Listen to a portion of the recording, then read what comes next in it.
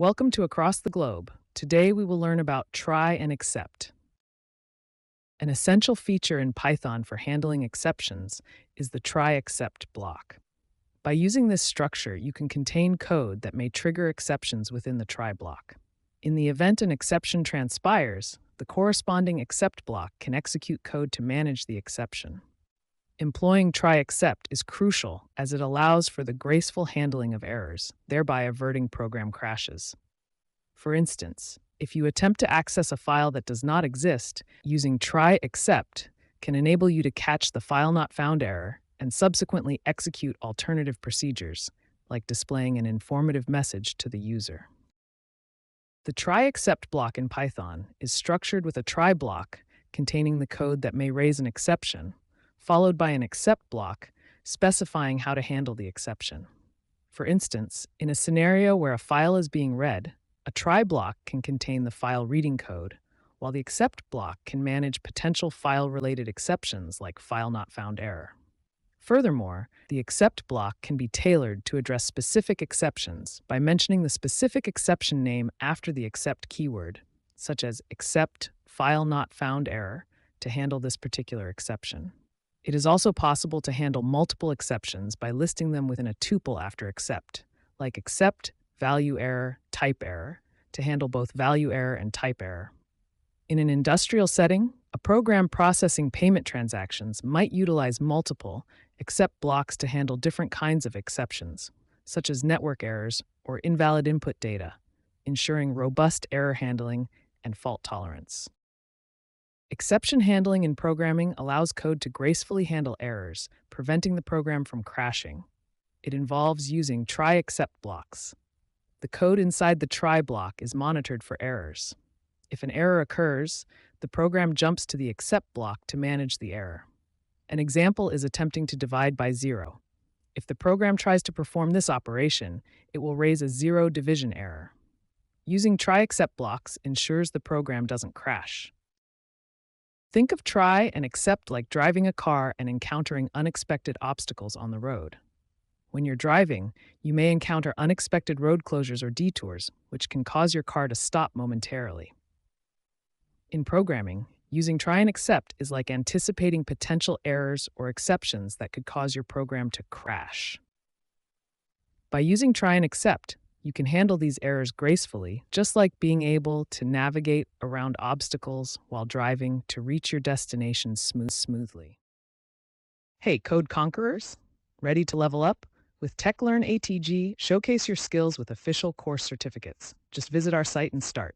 Need that extra boost? Get tailored learning, 24/7 support, and expert guidance. Coding smarter, growing faster, and making learning fun. Go to our website across the globe, www.atg.world. The code snippet provided defines a function drive car that mimics a driving scenario where the task is to reach a destination. However, the code also simulates encountering unexpected obstacles on the road, analogous to encountering errors in a program. Within the try block, the car is started and driven towards the destination. An if condition checks the road status and intentionally raises an exception if the road is closed. This situation represents encountering an unexpected obstacle in the code execution. In the accept block, any raised exceptions are caught and handled appropriately. The exception message is printed, indicating that the road is closed, and a message about navigating around the obstacle is displayed. This demonstrates how the try and accept blocks can help in gracefully managing unforeseen errors during program execution. Finally, the finally block is executed regardless of whether an exception was encountered or not. In this case, it simply marks the end of the driving process. Applying this analogy to a real-world scenario, consider a mobile navigation app that dynamically recalculates routes when encountering road closures or traffic jams. By using try and accept blocks, the app can handle unexpected errors, such as server communication issues or GPS errors, by providing alternative routes or helpful error messages to users.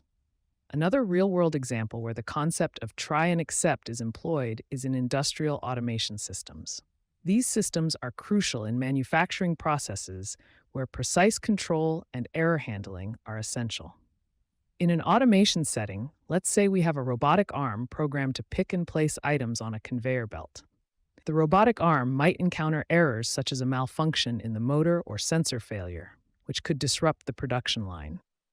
By incorporating try and accept blocks in the control software of the robotic arm, engineers can anticipate and handle these errors efficiently.